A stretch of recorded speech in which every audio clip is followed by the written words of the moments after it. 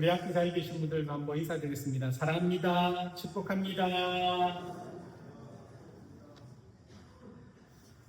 예, 이제 다음 주 종료주일입니다. 그리고 그 다음 주가 부활주일입니다.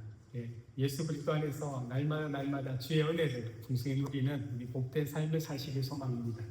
오늘 본문을 통해서 찾아오신 하나님 또 보냄받은 성도라는 제목으로 말씀을 나누고자 합니다. 13장, 사도행전 13장의 말씀을 보면 이 사도 바울의 첫 번째 공식적인 설교가 우리가 읽었던 이 긴 본문입니다. 비시디아 안디옥 회당에서 선포된 이 한 편의 말씀은 단순히 그가 하는 설교가 아니라 바울이 복음이 무엇이고 또 그 복음을 전하는 자는 어떠한 존재인지를 드러내는 사실 매우 중요한 장면입니다. 안디옥 교회에서 바나바와 사울은 성령의 보내심을 받아 첫 선교 여행을 떠납니다. 그들은 구브로 섬에서 거짓 선지자이자 마술사인 바예수를 만나게 되고 치열한 첫 번째 영적 충돌을 경험하게 됩니다. 성령이 충만한 바울이 담대하게 그를 책망하고 결국 바예수의 눈이 이렇게 멀게 되버리면서 정말 이 사건이 단순한 기적이 아니라 복음이 거짓과 어둠을 이긴 그 사건이라는 것을, 그래서 영의 눈이 떠여지게 됨으로 인하여 총독 서기오 바울이 주를 믿게 되는 놀라운 일이 이 읽었던 전 내용에 기록되어 있습니다. 그 다음 지점이 오늘 읽었던 우리 본문의 내용입니다. 영적 전투죠. 한 사람이 구원받은 사건을 이야기하는 것이 아니라 예수 믿는 자가 이렇게 변화되고 그 일을 부름받은 자들이 세상 속에 나와서 부딪히는 영적 전투가 우리의 삶인 것을 보여줍니다. 승리가 있은 후에 바울은 이제 다시 비시디아 안디옥이라는 곳에 가서 회당에 있어서 복음을 이제 전하는 거죠. 복음을 설명합니다. 또 선포합니다. 그런데 이 영광스러운 일 후에 우리는 예상하지 못한 장면을 마주하게 됩니다. 13절 다시 한번 함께 읽겠습니다. 바울과 및 동행하는 사람들이 바보에서 배 타고 밤빌리아에 있는 버가에 이른 요한은 그들에게서 떠나 예루살렘으로 돌아가고 아멘. 구브로죠. 바예수가 눈이 멀게 되고 서기오 총독 바울이 예수를 믿는 그 시간, 다시 한번 선교지를 떠나서 다른 곳에 가려고 하는데 이 바나바와 바울의 선교팀 안에서 한 사람이 이제 떠나가게 됩니다. 그가 마가 요한입니다. 이 마가 요한이 왜 바나바와 바울의 이 선교팀을 떠났는지 성경은 설명하지 않습니다. 조용히 예루살렘으로 돌아갔답니다. 그렇지만 이 요한이 이 바나바와 바울의 선교 일정을 이제 뒤로 하고 예루살렘에 돌아가는 것을 우리가 명확하게 알 수는 없지만 그 당시의 정황을 통하여 우리가 알 수 있는 것이 이 버가라는 것, 바예수를 만나고 총독 서기오 바울을 이렇게 예수 믿게 했던 그 버가에서 지금 바울이 회당 앞에 서서 말씀을 전하는 이 비시디오 안디옥까지 가는 길은요, 결코 평탄한 길은 아니었습니다. 이 문헌에 따르면 그곳에 가기 위해서는 험준한 타우루스 산맥을 넘어야 하는데 그 산맥의 높이가 해발 1200m가 됩니다. 이것은 단순히 고도가 높고 험하다는 것만이 아니라 이 버가라는 것은 해안 지역이거든요. 해안 지역 습한 항구에서 이제 고도 1200m까지 건조한 고온 지대로 올라가는 것은 사실 죽음의 코스입니다. 깊은 협곡 사이에는 산적들이 출몰했고 또 기후가 갑자기 습한 데서 건조하고 고지대까지 올라가면 기후가 급변하게 되는 것도 있고 그로 인해서 낯선 풍토병도 많이 걸렸습니다. 특별히 이 지역은 말라리아의 위험이 있던 지역입니다. 그래서 말 그대로 생명을 걸어야 하는 그런 여정이었습니다. 어쩌면 마가 요한은 그가 이 버가에서 비시디아 안디옥까지 가는 그 거리가 어떠한지 그것이 죽음의 그 길이라면서 그가 알았기 때문에 그 길 앞에 그는 어쩌면 두려움을 느낄 수도 있었을 겁니다. 그리고 나서 그는 아직도 생명을 걸며 그의 사명을 감당한 준비가 되지 않았을지도 모릅니다. 그런데 중요한 것은 바로 이것입니다. 복음의 귀한 역사, 복음의 정말로 놀라운 역사가 일어나는 그 자리에서 동시에 여전히 연약한 사람들, 우리가 존재하고 그들이 있더라는 겁니다. 하나님은 하나님의 능력으로 하나님 사람들을 붙잡아 역사하시지만 여전히 그 가운데서 우리 환경과 현실에 두려움을 느끼고 흔들리며 때로는 앞장서서 가야 될 길을 가는 것이 아니라 뒤돌아서 옛날 자리에 돌아가는 일들이 있다는 겁니다.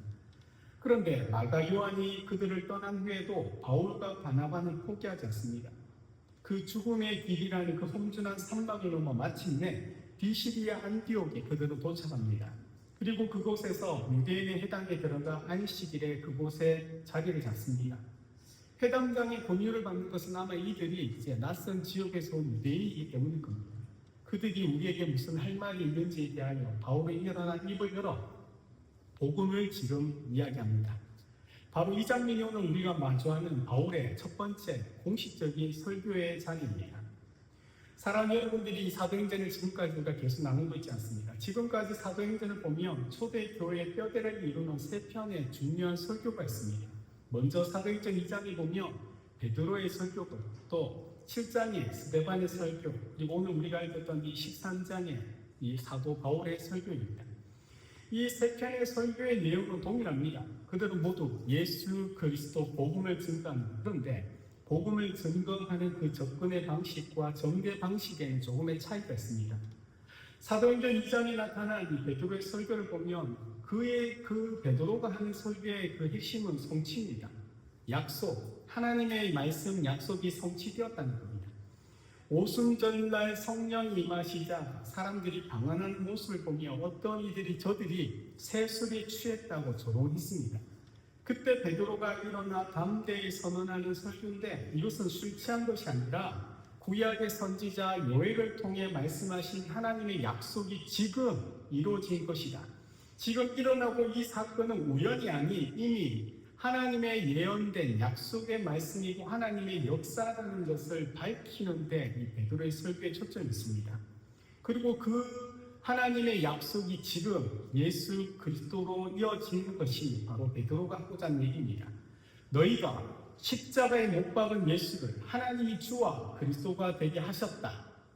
그리고 베드로는 직설적으로 외칩니다. 너희가 십자가에 못 박은 예수를 하나님이 살리셨고 우리가 지금 그 일의 증인이다라는 겁니다. 베드로의 설교는 매우 직접적입니다. 그는 둘러서 비유를 들어서 이야기하지 않습니다. 그리고 청중회를 향하여 분명히 책임을 묻습니다. 동시에 우리가 그런 증인이라고 말하면서 그 베드로의 설교의 메시지는 단순히 교리적인 것이 아니라 실제로 우리가 증인, 목격자라는 것을 이야기합니다. 그리고 이어서 이제 예루살렘의 복음의 그 놀라운 일들이 있고 나중에 핍박이 생기며 사도행전 7장에 스데반이 이제 설교합니다. 스데반은 갑자기 예수 그리스도를 외치지 않습니다. 그는 창세기부터 아브라함까지 시작해서 요셉과 모세 그리고 다윗의 일기까지 이스라엘의 긴 역사를 차근차근 설명합니다. 그런데 이 긴 역사 서술에는 분명한 의도가 담겼는데 스데반의 이 설교의 핵심은 이겁니다. 하나님이 계속해서 구원자를 보내셨는데 너희 하나님의 백성 이스라엘은 계속해서 그들을 거절했다. 이것이 스데반의 내용입니다. 하나님이 요셉을 보냈지만 조상들은 그를 팔았습니다. 하나님께서 모세를 보냈는데 백성들이 그를 거부했습니다. 하나님께서 선지자를 보내셨지만 백성들이 핍박하고 죽였습니다. 그리고 그러한 성교의 그 절정에서 스데반은 천중을 향해서 정면으로 목이 곧고 마음과 귀에 할례를 받지 못한 사람들아 너희도 너희 조상과 같이 항상 성령을 거스르는도다. 의인이 오셨거늘 너희가 그를 배반하고 죽였답니다. 스데반의 이 설교는 역사를 근거로 해서 지금의 그 청중들을 고발합니다. 베드로는 지금 일어난 사건, 성령이 임한 이 사건에 대하여 구약의 말씀이 성취되었다고 얘기한다면 스데반은 지금 너희는 어떤 사람인가를 드러냅니다. 스데반의 설교는요, 사실 위로가 아니고 철저한 책망입니다. 이스라엘의 뿌리 깊은 불순종과 지금도 패역한 그들을 향하여 정말 피할 수 없도록 그들을 찌르는 그런 말씀입니다. 그러면 오늘 우리가 읽었던 바울의 설교는 어떨까요? 바울의 설교는 내용을 보면 사실 이 스데반의 설교와 비슷합니다. 바울 역시 이스라엘의 그 역사를 따라서 얘기합니다. 이 유대인들이 모여있던 이곳에는 이제 구약의 역사에 대하여 대부분 다 알고 있는 이들입니다. 그런 그들에게 바울은 출애굽의 시대, 광야 시대, 사사 시대, 왕정 시대를 지나 마침내 다윗의 후손으로 유대인들이 기다렸던 메시아 예수 그리스도가 이 땅에 오셨다라는 것을 선포합니다. 그런데 이 바울의 선포에는 중요한 한 가지가 있습니다. 무엇이겠습니까? 바울이 지금 여기까지 서 있던 그 과정, 바울이 이 자리에 서 있을 수 없는 인데 지금 그가 죽음의 그 길을 넘어 이곳에 있는 그 이유, 그가 경험했던 그 살아있는 말씀의 경험이 그에게 있기 때문입니다. 스데반이 말씀을 전하고 설교할 때 생각해 보면요, 너희가 의인을 배반하고 죽였다. 그런데 너희가 의인을 배반하고 죽였다는 이 스데반 설교를 가장 가까이에서 들었던 사람이 누구입니까? 바로 청년 바울입니다. 바울은 스데반의 설교를 듣고 회개한 사람이 아닙니다. 오히려 스데반의 설교를 다 듣고 그것이 하나님을 망령되이 일컫는다는 일에 동의했고 스데반을 죽이는 일에 동참했던 사람입니다. 그런데 지금은 어떻습니까? 스데반의 설교를 듣고 그 설교가 잘못됐다고 소리치면서 스데반을 죽이는 데 동의했던 그 사람이 수년의 시간, 10년의 시간이 이른 지금 비시디아 안디옥 회당에 서서 똑같이 스데반이 전했던 예수 그리스도를 증거하고 있습니다. 사랑하는 여러분, 이것이 무엇을 의미하는지 아십니까? 같은 역사를 이야기했죠. 같은 내용이 예수 그리스도를 전하는 겁니다. 그리고 곧 복음입니다. 바울은 안식일에 회당에서 유대인, 디아스포라 유대인들에게 구약에서 예수 그리스도의 복음이 이렇다는 것을 증거하고 있습니다. 그런데 재미있는 것은 사람이 바뀌어진 겁니다. 스데반 앞에 서 있던 바울과 지금 이 비시디아 안디옥에 있는 회당에 서 있는 바울의 그 차이는 무엇입니까? 똑같은 사람이고 똑같은 삶의 배경을 가진 당사자인데 지식이 더 많이 늘은 것도 그 환경의 차이도 아닌 겁니다. 우리는 그것을 그의 삶의 변화, 중요한 그가 경험했던 복음의 경험에서 우리가 생각할 수 있습니다. 바울은 예수님을 믿으려고, 예수님을 알려고 노력한 사람이 아닙니다. 그는 오히려 예수님을 따르는 자들을 잡아 죽이려고 했던 사람입니다.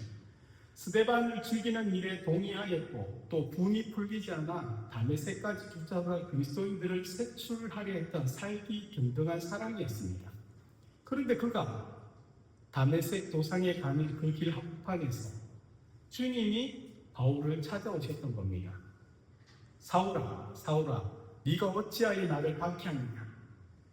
그 빛 가운데 바울은요, 자신의 의로운 사람, 바울은 유대인으로서 율법을 지키는 의로운 사람이라는 생각을 가졌거든요. 자신의 의를 가지고 있었기 때문에 기독교 잘못된 이단들을 잡았던 겁니다. 그런데 그 사울아 사울아 네가 나를 어찌하여 박해하느냐는 그 빛 가운데 주님이 바울을 찾아왔을 때 스데반이 지적했던 것처럼 그 사람, 열조와 같이 하나님을 거역하는 자, 그 중심에 있던 사람이 다른 누구도 아니고 바로 자신이었다는 것을 바울은 깨달은 겁니다. 바울은요, 누군가가 친절하게 찾아가서 복음을 전하고 설득해서 그가 예수를 믿은 사람이 아닙니다. 주님이 일방적으로 강권적으로 바울만 찾아서 오셨고 그를 꺾으셨죠. 앞이 보이지 않게 하십니다. 그리고 그를 덮어주셨습니다. 그리스도인들을 잡고 스데반을 죽인 일에 동참했던 그의 연약함을 덮어주셨습니다. 결국 그는 예수님을 통하여 구원받게 됩니다. 바울은 이것을 깨달았고 이것을 경험했던 자입니다. 복음이 사람이 하나님께 나아가는 이야기가 아니라는 것입니다. 바울은 누구보다도 잘 알고 있습니다. 바울에게 복음은요, 살아계신 하나님, 살아계신 예수께서 자신을 일방적으로 찾아와서 죄인이 나에게 의를 증거하신 분, 그런 경험을 가지고 있는 자가 바로 바울입니다. 바울은 스데반의 설교의 이야기를 누구보다도 잘 알고 있는 율법학자입니다. 그 설교에서 바울은 한 걸음 더 나아가 그 말씀에 자신의 고백을 지금 담고 있습니다. 그것이 우리가 읽었던 오늘의 이야기입니다. 17절부터 23절까지 다시 한번 보시면요, 그 바울의 고백 속에 주어가 숨겨져 있습니다. 그 주어가 누구입니까? 우리 17절부터 한번 보시겠습니다. 하나님이 우리 조상들을 택하시고 인도하여 내시며, 18절에는요, 주어는 생략되는데 계속해서 하나님이 광야에서 그들을 소생을 참으시고, 19절에는 7 족속을 멸하사 누가요? 하나님이 그 땅을 기업으로 주셨으며, 또 우리 20절을 보시면 선지자 사무엘 때까지 사사를 누가 주셨습니까? 하나님께서 주셨더니 21절에 하나님이 사울을 40년간 이 이스라엘 백성을 다스리게 하여 주셨다가 22절은 어떻게 합니까? 하나님께서 다윗을 패하시고 하나님께서 사울을 패하시고 다윗을 왕으로 세우셨답니다. 주어가 누굽니까? 자세히 보면 다윗은 지금 이 모든 것들을 하나님이 하셨다라고 고백하고 있습니다. 그리고 이 고백 뒤에 23절 이렇게 선언하는데 우리 함께 읽겠습니다. 하나님이 약속하신 대로 이 사람의 후손에서 이스라엘을 위하여 구주를 세우셨으니 곧 예수라. 아멘. 이 모든 것들이 하나님이 하셨다라는 것이 바울의 이야기입니다. 스데반의 설교를 잘 보면요, 스데반의 설교는 이렇습니다. 너희가 거절했다, 너희가 죽였다, 너희가 반역했다. 그래서 우리 인간들이 그 행위에 강조점이 있습니다. 그러나 바울의 설교는요, 스데반 설교에서 너희가 거절하고 너희가 죽이고 너희가 반역했음에도 불구하고 하나님께서 너희를 포기하지 않고 너희를 택하셨고 너희를 인도하셨고 너희를 삼으셨고 하나님께서 주셨고 하나님께서 마침내 예수님을 보내셨다는 것이 바울의 선포입니다. 전적인 하나님의 은혜, 이 모든 것들이 하나님이 일하셨다는 겁니다. 바울이 경험한 하나님, 바울이 알고 있는 복음이 바로 이것입니다. 그래서 바울의 신앙에는요, 내가 말씀을 깨닫고 내가 노력해서 이것을 얻었다는 말이 기록되어 있지 않는 겁니다. 오직 하나님의 은혜뿐, 주님이 나를 찾아오셨고 주님이 나를 이방의 빛으로 보내셨고, 이것이 바울이 깨달은 복음입니다. 바울에게 구원은 사람이 하나님을 찾아서 나가는 이야기가 아니라 하나님이 죄인을 끝까지 찾아오신 이야기가 바로 복음입니다. 사랑하는 여러분, 이 사도 바울은요, 왜 마가 요한이 떠나보니 그 험한 타오르스 산맥을 넘어서 지금 낯선 이 비시디아 안디오게까지 와 있겠습니까? 물론 성령이 보내셨다라고 앞에서 이야기하고 있습니다. 그런데 바울이 유대인 동포, 흩어져 있는 이 유대인 하나님의 사람들에게 그 회당에 서서 그가 말하고 싶어하는 내용은 무엇이겠습니까? 바울의 고백은 이겁니다. 형제자매 여러분, 내가 이 험한 산을 넘어 지금 여러분 앞에 왜 서 있는지 아십니까? 나는 사실 예전에 여러분과 똑같은 사람이었습니다. 율법에 열심이 없고 예수를 저주했던 사람입니다. 나는 나에게 복음을 전하던 스데반을 돌로 쳐 죽인 일에 동의했던 자입니다. 나는 정말 하나님을 사랑한다고 생각했는데 사실은 하나님을 가장 가까운 데서 거역했던 자입니다. 나는 예수님께 나아갈 생각조차 없었습니다. 내가 예수님과 원수되었을 때, 내가 교만하여 나의 혈기를 등등에 살기를 내뿜을 때 오히려 부활하신 주님이 그런 나를 찾아오셨습니다. 빛으로 나를 덮으셨고 보이는 눈이 아닌 영의 눈을 뜨게 하시고 그렇게 해서 그분을 보게 하셔서 그분을 내가 믿게 되었던 겁니다. 사랑하는 여러분, 이 다메섹 도상의 사건이 바로 바울의 인생을 완전히 바꿔놓은 겁니다. 그래서 그는 지금 주님이 아무 자격 없는 나를 그렇게 찾아오신 것처럼 내가 이 죽음의 길을 넘어 험한 산맥을 넘어 지금 여러분 앞에 서 있는 것. 왜요? 하나님께서 구약의 말씀처럼 선지자를 보내셨고 하나님께서 독생자 예수님을 보내셨듯이 그러한 주님이 지금 나를 여러분에게 보내셨기 때문에 내가 지금 이곳에 서 있는 것입니다 라고 바울은 이야기하고 싶은 겁니다. 이 복음은요, 바울이 가지고 있는 복음은 단순히 말로만 전하는 복음이 아니지 않습니까? 왜요? 바울은 그 복음을 다메섹 도상에서 누구보다 깊이 경험했던 사람입니다. 그래서 바울에게 복음은 살아있는 말씀입니다. 바울이 복음으로 변화되었기 때문에 바울이 복음을 전한다는 것은 단순히 말로 전하는 것이 아니라 복음으로 변화된 그 사람, 바울 자체가 복음으로서 그들 앞에 지금 나아가는 겁니다. 왜요? 그가 고백했던 것처럼 나는 살인자이고 나는 핍박자이고 나는 예수를 거부했던 자인데 내가 이렇게 완전히 변화되어서 마가 요한도 두려워서 피했던 그 죽음의 길을 넘어 지금 여러분 앞에 이래 서 있다는 자체가 바로 복음입니다 라는 것이 바로 바울이 이야기하는 설교의 내용인 겁니다. 그래서 바울의 설교는 누군가를 통하여 전달하는 이야기가 아니라 본인이 직접 가서 전하는 말씀입니다.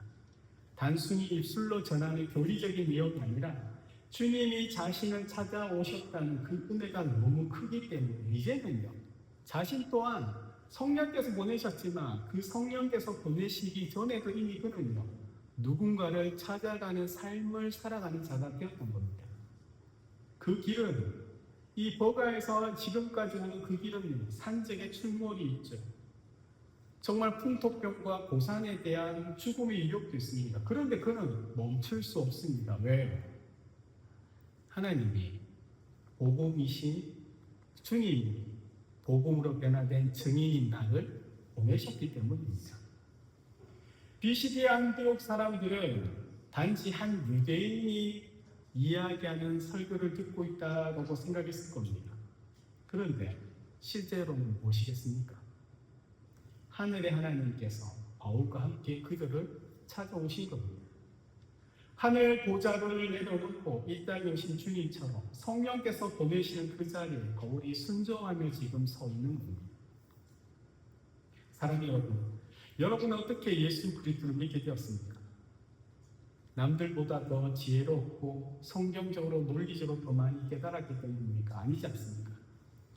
사도 바울이 스데반의 설교를 들었을 때는 분노했습니다. 그처럼 우리 역시요, 진노의 자녀입니다. 여전히 우리는 예수 그리스도의 은혜가 있고 예수 믿는 자의 자리에 있지만 여전히 우리는 고집과 욕심대로 살고자 하는 연약한 자들일 뿐입니다. 그런데 중요한 것은 그런 우리를 여전히 하나님이 포기하지 않으시다는 겁니다. 하나님은 끊임없이 선지자들을 보내셨고 하나님께서 아들 예수님을 보내셨고 예수 그리스도께서 성령을 통하여 우리를 찾아오셨고 성령의 사람들이 동역자들이 믿음의 사람들이 우리를 위하여 누군가를 위하여 기도하며 늘 우리 곁에 함께 있게 하셨던 겁니다. 이제는 우리가 세상 속에 나가는 하나님의 사람, 하나님의 백성, 성도인 이유는요, 누군가의 눈물의 기도와 헌신을 우리에게 보내셔서 우리가 지금 이 자리에 있다면 이제는 주님께서 누군가를 위하여 또다시 우리를 세상에 보내시는 자리에 우리를 부르시고 있더라는 겁니다. 하나님께서 우리에게 전적으로 베풀어 주신 그 은혜, 나는 아무 받을 조건이 없지만 하나님의 크신 사랑과 그리스도의 은혜가 내게 있다는 것을 아는 자들이 이제는 모여서 우리가 이렇게 함께 예배를 드리는 이 시간만이 아니라 세상 속에 나가 보냄받은 복음의 사람으로서 우리 또한 살아가게 되더라는 겁니다. 하나님은 지금 우리를 또 다른 누군가를 위하여 우리를 불러주시고 우리에게 다시 한번 말씀하시고 우리에게 이렇게 사랑하고 있다, 하나님 이런 분이라는 것을 깨닫게 하시면서 또 다르게 세상 속에 우리를 내보내시는 겁니다. 그래서 여러분이 세상에 나가지 않으면요, 누군가는 하나님을, 우리 주님을 만나지 못하게 된다는 겁니다. 바울이 험한 산맥이 그 산맥을 넘어 지금 비시디의 안독에까지 찾아갔던 것처럼 우리는 우리 앞에 있는 그 험한 산맥을 우리는 넘어야 합니다. 그 험한 산맥이 우리에게 어떤 걱정거리, 염려, 연약함, 우리 가정 가운데 있는 어떤 일들, 이웃 가운데 있는 그 일들이라는 그것이 두려워서 우리가 제자리에 우리가 아무것도 하지 않는다는 겁니다. 하나님께서 찾으시는 그 한 영혼을 우리가 그 영혼을 구원시키는 일에 우리는 실패할 수밖에 없지 않습니다. 우리가 할 일은 무언가를 하는 것이 아니라 우리를 보내시는 그 자리에 담대하게 순종함으로 나아갈 뿐이라는 것을 꼭 기억하시기 바랍니다. 그들을 찾아가는 우리의 발걸음이 우리가 피곤하고 힘들고 어려울 수 있습니다. 때로는 우리가 왜 그 일을 해야 되는지 이해가 되지 않고 자존심도 상할 수 있습니다. 때로는 마가 요한처럼 도망치고 싶을 만큼 그렇게 부담스러울 수도 있습니다. 그러나 우리가 그들을 향하여 나아가는 그 걸음, 때로는 그들 곁에 그냥 가만히 서 있는 그 자리, 그곳은 원수 되었던 우리를 찾아오신 주님의 사랑을 아는 이들만이 동일하게 그렇게 할 수 있더라는 거예요. 우리는 예수님께서 복음이라고 이야기하지 않습니까? 예수님께서는요, 여러분을 향하여 복음이라고 말씀하고 있다는 겁니다. 여러분의 지금의 삶이 누군가에게 또 다른 복음이라는 것을 꼭 기억하시기 바랍니다. 하나님이 여러분을 보내시고자 하는 그 자리, 바울과 이 바나바를 통하여 비시디아 안디옥, 만약 복음이 필요한 그 자리, 여러분은 어디겠습니까? 때론 여러분의 가정이 있고, 여러분의 일터 있고, 때로는 관계가 무너진 어떤 사람이 있어. 이번 한 주간 그렇게 주님께서 나를 보내신 그 자리라면 그 자리에 내가 복음의 사람으로서 누군가에게 복음을 전해주는 사명과 정의로서 우리가 지금 서 있다는 것을 꼭 기억하시기 바랍니다. 우리가 그 일을 감당할 수 있는 이유는요, 다름이 아닙니다. 하늘의 높은 보좌 영광스러운 자리를 내려놓고 이곳에 우리를 찾아오셨듯이 이제는 주님이 우리를 또 누군가에 보내기를 정말로 원하고 있더라는 겁니다. 우리를 너무 사랑하셔서 우리를 찾아오신 것처럼 이제는 사랑하는 우리가, 그 사랑을 아는 우리가 누군가를 찾아서 그 사랑을 전하기를 주님이 그렇게 원하고 있더라는 겁니다.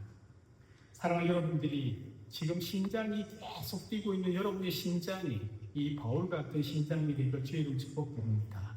주님의 그 크신 사랑과 그 은혜가 있기 때문에 내 삶에 일어나는 일들과 내 앞에 염려와 걱정되는 그 산맥이 있다 할지라도 주님과 함께 그 길을 오늘도 또 앞으로도 우리 주님 다시 오실 그날까지 포기하지 않고 걸어가 그곳에서 복음으로 살아내는 하나님의 거룩한 자녀들 되시길 예수님의 이름으로 축복드립니다. 아멘.